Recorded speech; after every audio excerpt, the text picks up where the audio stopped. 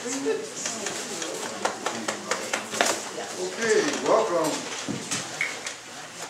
Welcome to Tsunami Books. The best bookstore on this side of Alaska.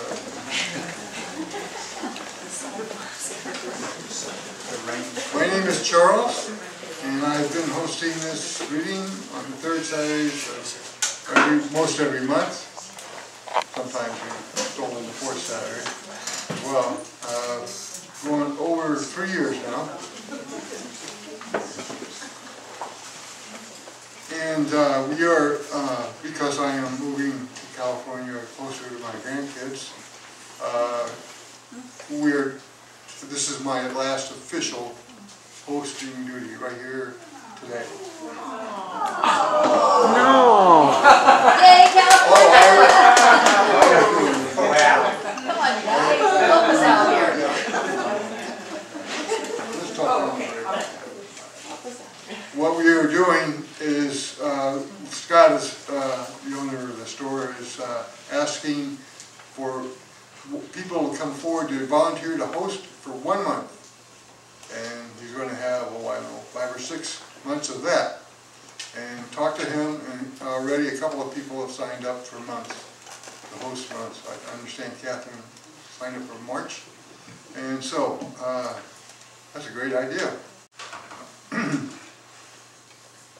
Okay, so talk to Scott about that further, and myself too during the break, for that matter. I have a couple of announcements to make. Well, first of all, I have a few extra copies of this anthology, Fault Lines anthology. They're over there by the wine, and if anyone would like to have a free copy, several Eugene poets are in that. So tonight we have, well, we have one more announcement. Okay, November 3rd at 5 p.m. Tsunami Books hosts a tribute to 3 local poets whose work continues to resonate with readers. This would be the poetry of Lisa Rosen, Leonard Serino, and Hannah Wilson. That's November 3rd at 5 p.m. Okay, and then on the third Saturday, the next third Saturday reading, we are going to have Ralph Salisbury and Mark Thalman will be reading. That'll start at third Saturday, 5 p.m. So, lots of poetry. Alrighty, tonight we have Lana Hechtman Ayers, all the way down from the Puget Sound area, and Laura LaHue. And Lana's going to read first, and then we'll have a short break, and then Laura will read. So, Lana Hechtman Ayers lives with her husband and several monochromatic pets. We'll hear more about that. Monochromatic pets across the Puget Sound from Seattle, where she works as a manuscript consultant and workshop facilitator. She also runs Concrete Wolf Poetry Chapbook Press and Moon Path Press, and is an editorial consultant for Crab Creek Review, a fine journal that is. Lana has authored 5 poetry collections and is currently at work on her first novel. Please welcome Lana.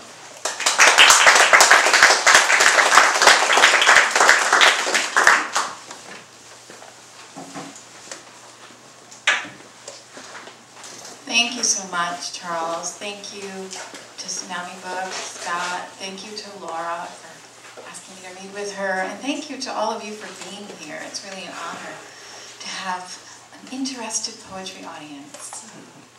I come here today to bring you Red Riding Hood, because Red Riding Hood showed up in my poems, and she would not stop showing up until I got her story the way she wanted it told, down on the pages. So I'm going to be reading from Red's words, the Wolf's words. A couple of other characters showed up. I think I'll let you discover them later in the book if you'd like. But Baba Yaga, the first real woman superhero. Baba Yaga showed up, and Red's mother, who you'll hear a little bit about, Red's husband, who's that lumberjack guy, and a bunch of characters, but mostly you hear from the Wolf and Red. And before I get started, I also wanted to read a poem by a friend of mine in the Puget Sound, Janine Hall Gailey, and Red Riding Hood has something to tell her as well. So this is what Red told her. When Red Becomes the Wolf by Janine Hall Gailey. In my dream, you brought me fried bologna sandwiches. But wait, you said, you don't even like bologna. I wolfed them down without answering. I have never owned a red cape. That's asking for trouble, I knew. In the forest by your house, I met someone gathering wood. Nice axe, I said, before wandering further. I was obtaining samples for my botany class. How many daisies makes a statistic? I thought of Persephone, her dark gash that allowed me Hades' passage. Which flower? I was hungry and tired. I entered someone's cottage. It was dark. There was an old woman. I volunteered to take her to get her hair done. Alone, I mentioned, I was born under the sign of lupus. No, she corrected, lupi. Later, eating sandwiches, we discussed you and also whether I could wear her fur coat. It makes you look feral. With your green eyes, she said. Oh, grandmother, what a big mouth you have. So I'm going to be reading from the chapbook in the book and going back and forth a little bit because, well, they don't share any poems. Red had a lot to say, so she filled up 2 books. So the first poem I'm going to read is called Red Riding Hood Begins a New Diary. I was not a little girl when I finally met up with the wolf. That discovery happened as a woman. By then I could find my way to Grandma's place blindfolded. Being her designated caretaker, the goody two-shoes girl grown up to be somebody's Mrs. Right. Married to a lumberjack, I was confounded by how small a place home can be. A kitchen, a bedroom, a grassy front yard fine enough for the neighbors to see. I pined for skylines of brick and glass, conversation deeper than a grocery list, a map with too many streets to walk in one day. The fabulous, so hot for morality, twisted my tail every which way. I didn't know then what the wolf was, only that he was, and I was, supposed to fear him, not want to be near him. That red hood, that snifter of brandy. Everyone said she was asking for trouble. Trouble was what I've got, and no regrets except for any hurt I caused. The moral of my side of the story is this. You can't find yourself without first getting lost. And this is a little bit about Red's childhood. Red Riding Hood as wild child. I used to love to walk in the woods in the rain. Mother said it was because I was a brainless child, stupid and wild. She was also fond of asking, were you raised in a barn? And I kept wanting to answer, yes, Mother, that makes you a cow. But I knew to hold my tongue. In my red cape, I was never cold. I could go out in any storm, be completely safe and warm. Grandma made that cape with love, but she also tucked a sprinkle of fairy dust into the lining. It was a magical sheath, and I was lucky to be entrusted with its power to make others adore whoever wore it. The showers of praise I received made me feel special as I never had. The hooded cape suited me, all the neighbors said, these same folks who never noticed me before. But to my mother, I was still an ordinary brat, the reason for everything wrong in her life, like father leaving her for a younger wife, and no coat was ever going to change that. Whenever I could arrange to sneak out, I did, in rain, sleet, snow. I tried to be discreet, shutting the creaky back door quick and crisp, but it was always a risk. The front door was an impossibility. Mother usually passed out, drunk on the couch, but the slightest rearrangement of a particle of dust, and she'd be up and ranting. "Red, get back here," she'd scream. "Scrub those pots till you can see God's face in them." No matter how hard I polished, I never saw anyone's face in them but my own.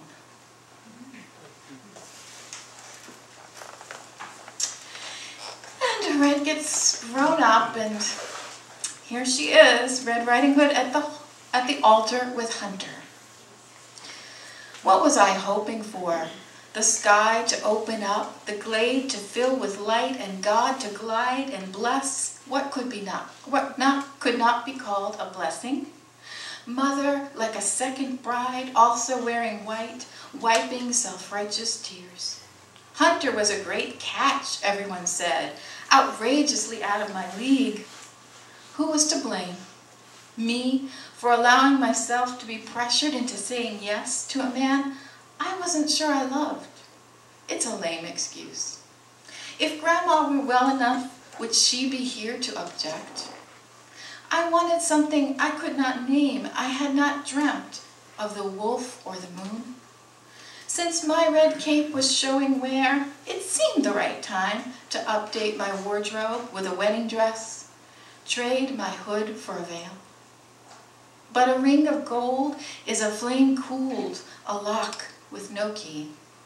I said I do, when I didn't. I didn't.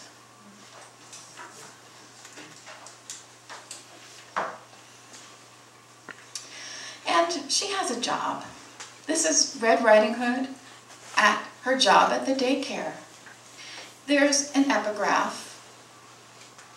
She learned her hands in a fairy tale and her mouth on a valentine. Edna St. Vincent Millay. I can't help but wonder what these little girls will grow up to be, already toting baby dolls around at the age of 3. At 3, I had my own home-sewn doll I dragged everywhere until to my despair she fell to irreparable rags. At 5, inspired, I took up chalk and taught the ants arithmetic. And here I am, nearing 30, childless, after trying many times, chalk still in hand, teaching this formic band of preschoolers to count using carrot sticks. The little boys already shoot their finger guns, run and push and shove, while little girls hover over the pretend kitchen stove. Does this regimented play come from my subconscious direction, or from their parents' implicit scripts? The girls' sachet hips take quiet naps. The boys bang away at anything that will cause caustic noise. Boys will be boys. Girls will be polite. When the boys fight or blunder into bruises, they try to hide their uncanny tears, appear brave, blowing and blowing their noses, straining to deny any pain. The injured girls scream, cry more freely, but try just as hard to be brave, so as to save the teacher from the duress of managing their distress. The girls love their baby dolls, tend tenderly to their plastic needs, feeding, bathing, dressing, all the things that keep the focus off themselves.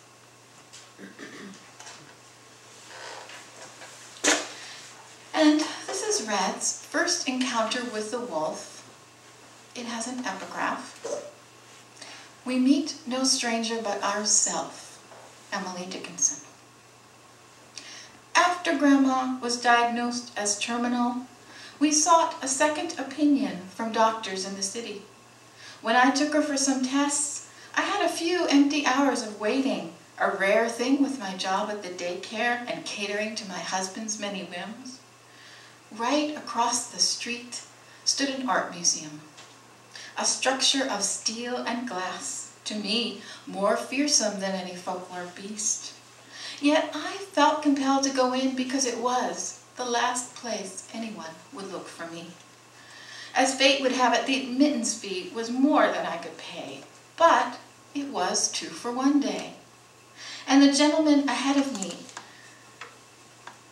was alone, offered. "Fine, sir," I said, "how very kind of you." And then he turned. The wolf. A dark stranger with eyes like tunnels. By stranger, I mean like no one I'd ever seen. His composure was keen. He had a fierce elegance. Not at all fair one, he said, and walked away as if walking were something done with wind and sky, not bones and gravity. And I didn't know why, but I felt something within me unchain. I went his way. The room was high-ceilinged everywhere. Color forested the walls. Suddenly, I felt unwell, almost fell upon a bench and sat.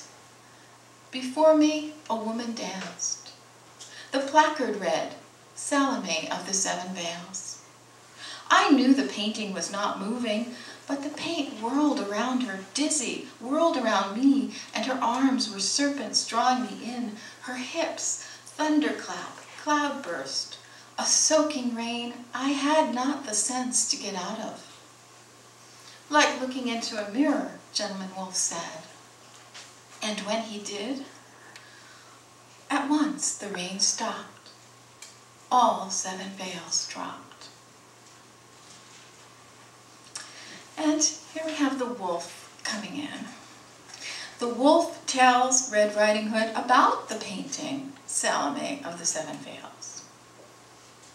Salome got a bad rap, Wolf claims. It isn't she who wanted the blood of John the Baptist, but her mother who put her up to that severed head business. Young Salome, barely more than a veil herself, had no idea how profound a load her litheness could be to a man. She danced on command. Danced as if her flesh were ocean, as if her bones were tides.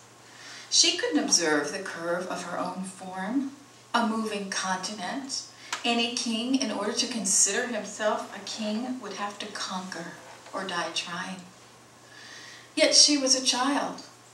Only her mother's bedtime lips had kissed her. And the touch of men? Something the kitchen maids gossiped and giggled over in their foreign tongue. Another language. Salome was about to become fluent. Her mother's husband, a king of all things great, was not a man to be denied. Wolf regards the likeness in oil, looks back at Red, offering his arm. Subterfuge, Miss Hood, Wolf proclaims, and then whispers something into her ear. I'm not an innocent, Red exclaims, seemingly apropos of nothing, smiling, shyly, entwining her arm through his. What the wolf whispered to Red during their first encounter. Your eyes are like autumn after all the leaves have come down.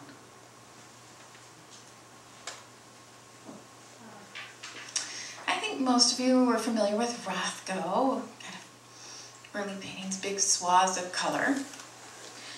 And this is Red Riding Hood and the Wolf discuss Rothko.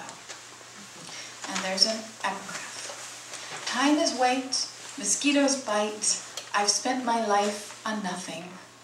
Lorene Nidecker. They stand in front of Rothko's painting, white over red. The wolf says, what do you see? Red looks deeply.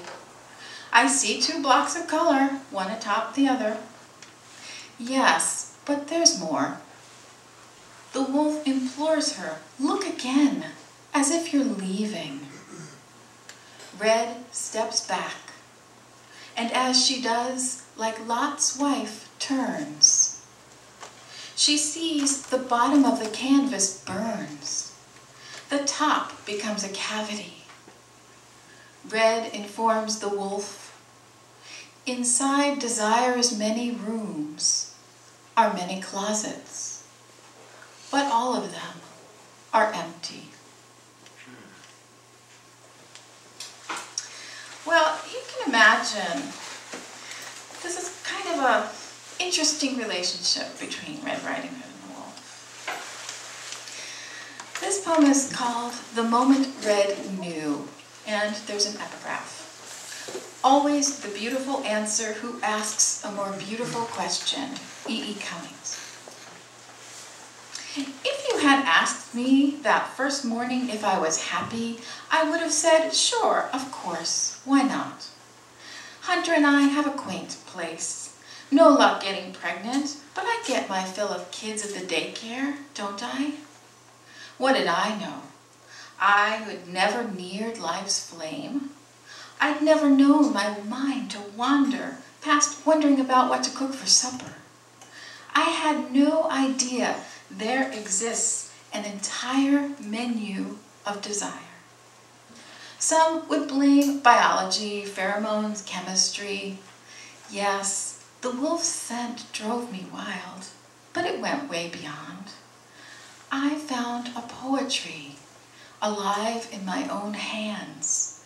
I could press my fingers to his breastbone and make a song the rest of him would harmonize. My body was lyric and lyre. I loved the fire. I learned a not-so-simple truth.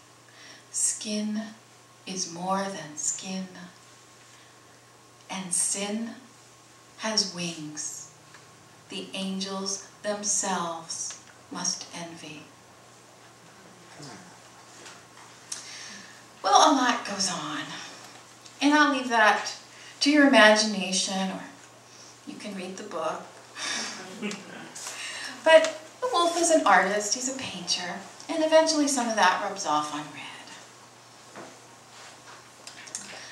Red Riding Hood takes to the easel, and there's an epigraph.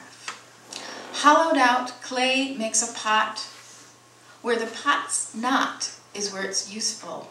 And that's from the Tao, translated by Ursula Le Guin. Nowadays, Wolf and I paint side by side in his cozy studio on the bluff. With my new ink and pen set, I'm learning unintention, negative space, and chiaroscuro. Don't erase anything, Wolf says. Let your images chase you. Let the canvas show you what it wants.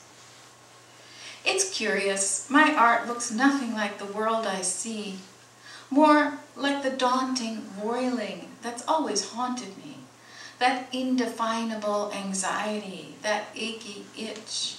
My husband always told me was just hormones, right before calling me a crampy bitch.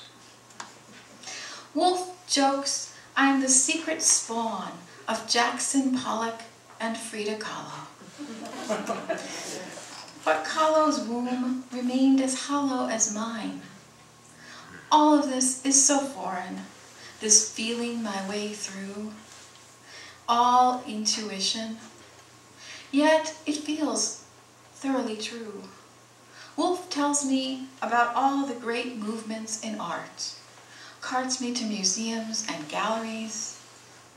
Soon, Wolf will have me work with clay. He says it's more than molding and throwing bowls, more like play.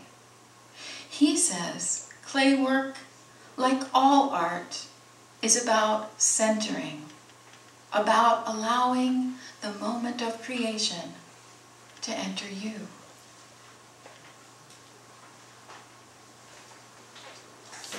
And I'm going to finish with Red Riding Hood a year into her life as artist. And there's an epigraph. I came to see the damage that was done and the treasures that prevail. Adrienne Rich. I used to envy those women in romance novels, the exotic places they dashed off to, the men who expended all that energy falling in love with them. No more. Now my heart tells me where, my feet lead me there. I have been out on back roads alone, zigzagging the sun-split countryside, finding sundry pieces for my art. bones and burls, seeds and oddments. I'm making friends in unlikely places. At a hardware store in Moses Lake, a Quaker woman reminds me being still isn't the same as silence. Inner peace requires being quiet enough to let the soul speak. I'm listening. I'm harking to wind and wildlife, to that sky over Wolf Point, Montana that sighs mightily at dusk, to those midnight breezes carrying musk of a day's hard labors, the dust of tired hooves. On my way southeast now, having seen the sea and rinsed my skin in salt spray, having tasted Pacific rain and Rainier snow, I warm my red-cloaked hide over fires banked in red clay and sandstone valleys. I'm heading home again through Wyoming, to the place where 3 rivers interlace, where forest deepens with limber pine and timber wolf-woman spirit. If you go there, kindly find me by the welcome sign I've honed, from salmon scales, reclaimed bones, sea glass, and say hello. Thank you.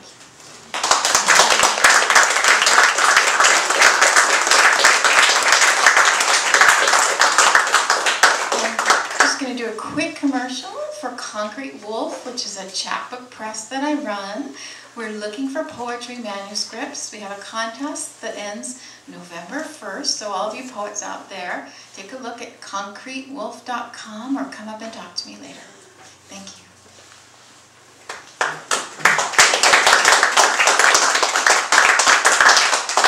Thanks, Lana. Let's take a short break and then we'll start up again.